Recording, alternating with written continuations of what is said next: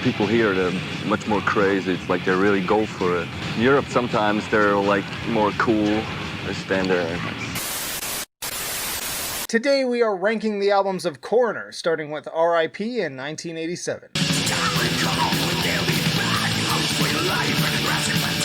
The debut of this Swiss thrash group with Tom G. Warrior even contributing lyrics to Spiral Demon. The piano intro gives me some Twin Peaks vibes, and these guys have always been a band that kind of like to experiment with things. Strong opener with Reborn Through Hate, big emphasis though on technicality and speed with a few more artsy instrumentals to break it up. The highlight for me is definitely Tommy's level of precision on the guitar, especially when he delves into the neoclassical side of things. Honestly, I think his guitar speaks more in the instrumentals than the vocals do on tracks like Nosferatu.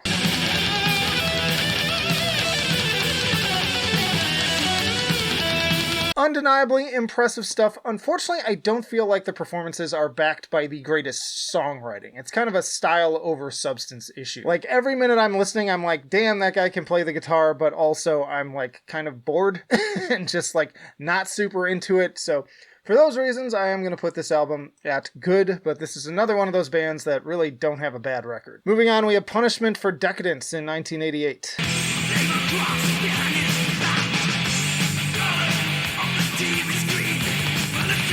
Tommy continuing to really show off his skills as a highlight here, but thankfully with what feels like an upgrade in that songwriting department. It kicks off strong with Absorbed and never really lets off the gas from there. Great stomp to Skeleton on Your Shoulder, love the shredding Masked Jackal and D-beat infused Voyage to Eternity.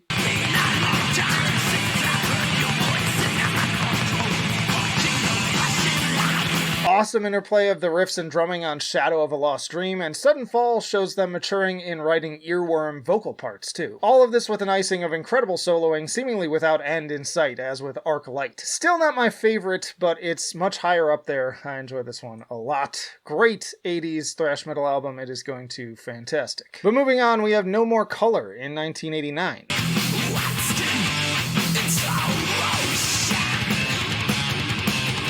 Now, as much as I enjoy the albums leading up to this one, this feels like the point where everything just really comes together for these guys. Better production, tighter songwriting, killer riffs, intense vocals, just full package. Starting strong with Die By My Hand and then continuing with the dark kind of Celtic Frost sounding No Need to Be Human.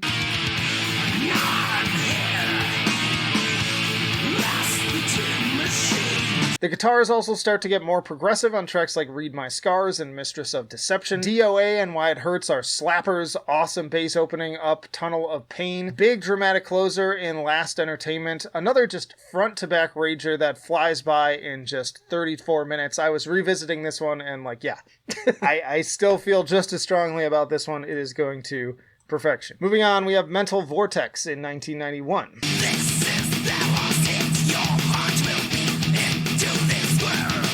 Now, Coroner may have finished out the 80s with some of their best work in thrash, but I'm happy to say that the strides forward only continue with this record as well. Divine Step only sees those progressive guitars getting proggier alongside the shifting time signatures of Marky Edelman. Same goes for the head bob-inducing Son of Lilith, which only gets more wild and even a bit psychedelic.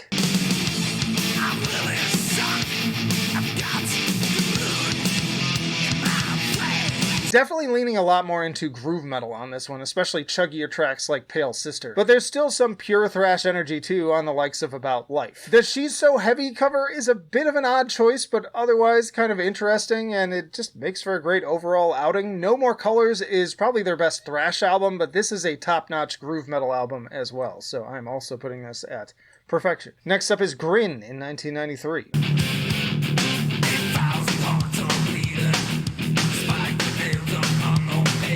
For a long time, their final album, and the last Coroner album to feature drummer Marky Edelman, and another case of a thrash band making a stylistic shift as they moved further into the 90s. Fortunately though, I feel like they pull it off here more gracefully than many. Honestly, after the groovier turn of the last one, this evolution feels pretty natural. All of the usual popular additions of this time period, including alternative rock, grunge, and industrial are on display, but also still a touch of techie thrash elements on Internal Conflicts.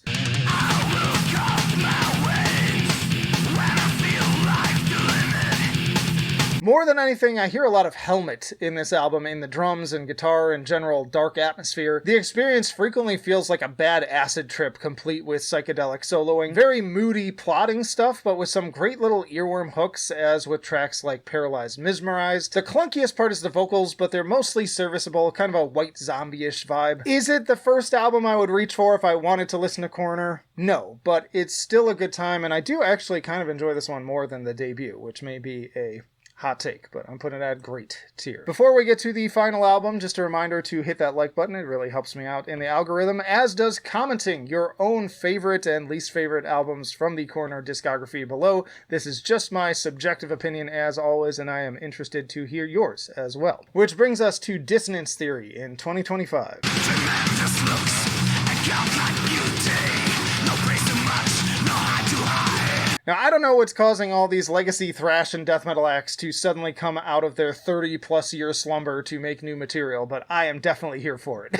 The results have mostly been pretty solid, too. And right from the top, with Consequence, it's clear that this is yet another evolution of their sound, really leaning into their progressive side while maintaining plenty of aggression. This continues into the highly dramatic and atmospheric Sacrificial Lamb. I love the riffs and soloing towards the end of that one, but like much of this album, it goes through a lot of twists and turns. Keeping the prog energy going even more with Chrysium Bound, The Law, and Transparent Eye, even getting some kind of Tool-sounding riffs on those, but also more heavy thrashing moments on Symmetry and Renewal. Swirling swarm of low-cost wind.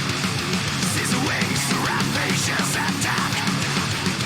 A lot of these songs float together too in such a way that I barely notice the transition, and it really does feel like they combined elements of both the early and later albums while adding some new touches as well. Trinity almost feels like an Opeth song, and I was not expecting that Hammond organ solo on Closer Prolonging. Very Tom G. Warrior sounding vocals, and that along with the dark atmosphere gives this record some kind of monotheist energy. It's not exactly the same, but that kept coming into my brain. Also, that would have been a great guest feature, but hopefully he's too busy working on that long-awaited Triptychon album. I'll believe it when I see it. Yeah, this one's actually top 3 for me, I'm thinking. It's on the rise. I'm putting it on fantastic. Y'all check out this playlist for more thrash metal tier lists, or this for your personal YouTube recommendation. But that'll do it for now.